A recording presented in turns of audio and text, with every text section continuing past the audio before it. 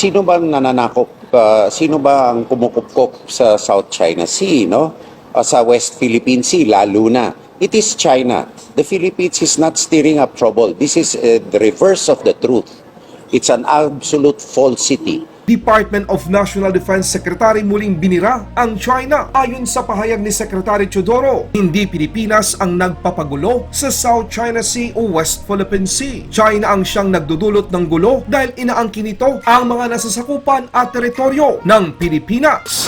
Mga idol at kabayan, breaking news, talagang gusto ng itodo ng Pilipinas ang pagpapalakas ng ating depensa. Philippine Navy nasa South Korea, sinuri ang submarine ng Republic of Korea Yun Bong Gil. Hindi lang yan, sinuri din ng Philippine Navy ang isang barkong pandigma na ibibigay ng South Korea sa Pilipinas. Wow na wow! Problema ng China mas lalong lumalaki pa dahil ngayong araw mismo, sinabi ni Pangulong Marcos na magsisimula na rin ang joint patrol ng Pilipinas at Australia. Armed Forces of the Philippines kinumpirma na naging matagumpay ang joint maritime drill ng Amerika at Pilipinas. Nasa 24 na mga bihag ng Hamas, pinalaya, isa dito ay Pilipino.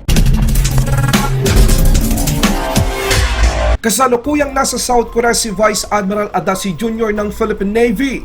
Ang pagpunta ni Vice Admiral Adasi Jr. sa South Korea ay napakahalaga dahil sinusuri nito ngayon ang isang Republic of Korea Yun Bong Gil submarine. Isa sa mga bansa na gustong magbenta ng submarine sa Pilipinas ay ang South Korea, maliban pa sa bansang France. Kaya ang kaganapang ito ay importante para sa submarine acquisition project ng Philippine Navy. Ang South Korean submarine ay isa sa mga ikinukonsidera ng Pilipinas para sa karagdagang lakas ng bansa. Hindi lang yan mga kabayan, sinusuri din ni Vice Admiral Adasi Jr. ang isa pang barkong pandigma na ibibigay ng South Korea sa Pilipinas. Ang retiradong Republic of Korea Andong, isa pang Pohang class corvette, ay nakatakdang ibibigay ng South Korea sa Pilipinas para mapalakas pa ang depensa ng ating bansa. Good news mga kabayan, sa 24 na mga bihag ng Hamas na pinakawalan, isa dito ay kababayan nating Pilipino. Ito ay kinumpirma mismo ng Embahada ng Israel sa Pilipinas. Sa 24 na mga bihag na ngayon ay nasa pangangalaga ng Israel, 10 ay mula sa bansang Thailand, 13 naman ay taga-Israel at isa dito ay sa Pilipinas. Balik Pilipinas tayo mga kabayan. Nanindigan ng Department of National Defense na legal at may batayan ang ginagawang Joint Maritime Patrol sa pagitan ng Pilipinas at Amerika. Ito ang naging reaksyon ni Defense Secretary Gilbert Teodoro sa mga patutsada ng China na kumukuha daw ng mga banyaga ang Pilipinas upang magkaroon ng kaguluhan sa South China Sea at West Philippine Sea. Tahasang sinabi ni Defense Secretary Gilbert Teodoro na ang China ang siyang unang gumagawa ng gulo matapos angkinin nito ang kabuang West Philippine Sea. Giit pa ng kalihim, binabaliktad ng China ang katotohanan, lalo't pat ang interes ng Pilipinas ay protektahan ang karapatan nito alinsunod sa itinakda ng United Nations Convention on the Law of the Sea o UNCLOS at ng international law.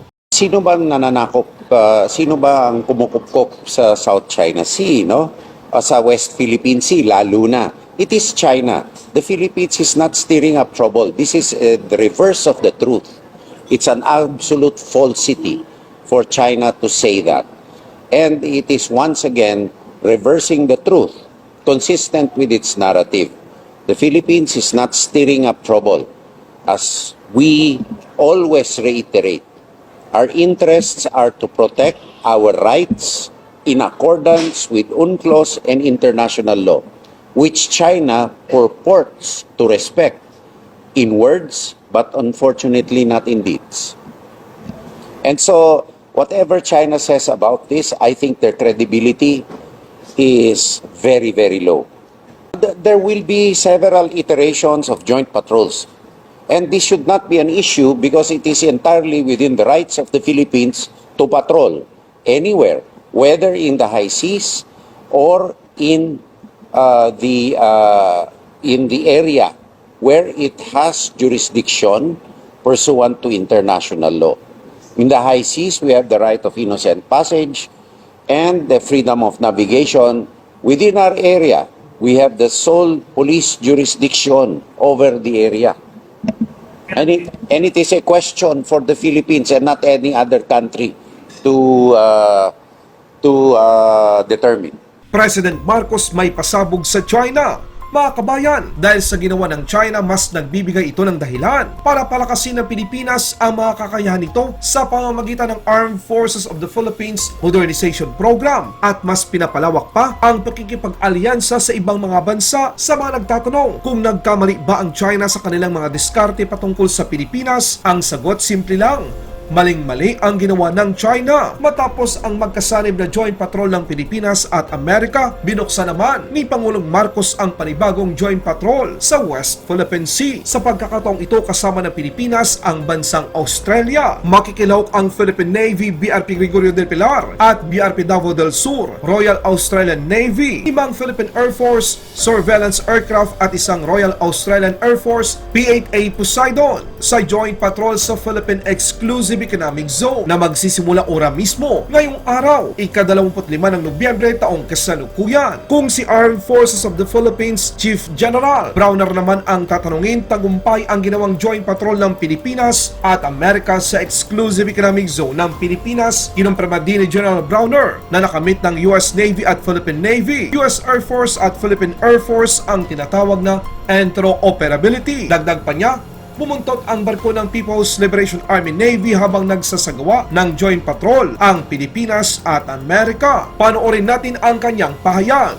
Well, for us, we consider the joint maritime and air patrol between the Armed Forces of the Philippines and the U.S. Indo-PACOM a success.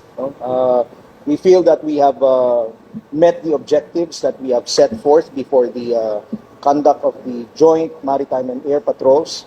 And so we are confident that we are now more able to operate with our ally, the United States. No? Kasi ang isang tinesting natin doon, yung interoperability of our Navy as well as our Air Force. And as we saw from the pictures and from the video, also from the reports that were given to us, we were able to achieve that, no? Yung interoperability with our ally. So we're very happy with the results of the Joint Maritime and Air Patrol. This is one way for us to promote the rules-based international order, no? Because we believe that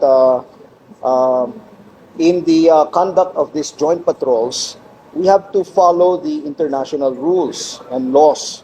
So we have done that, and by doing that, we are telling the world, no, that this is possible. It's possible to operate within our exclusive economic zone, no, without necessarily harassing other countries. No? Kayang-kaya naman na mag-operate. So this is one message that we are telling the world.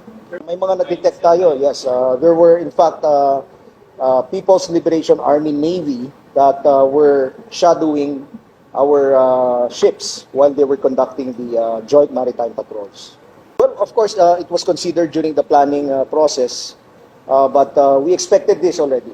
We expected this, and we are also thankful that there was no untoward incidents that happened during this the whole joint patrol.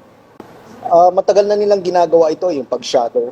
It's not just our ships, but even the other ships in the area. But they shadow the boats of Malaysia, of Vietnam, and of the other ships in the area. This goes with their narrative, yung sinasabi nilang narrative na sa kanila yung South China Sea as bounded by the 10-dash line. Laban Pinas.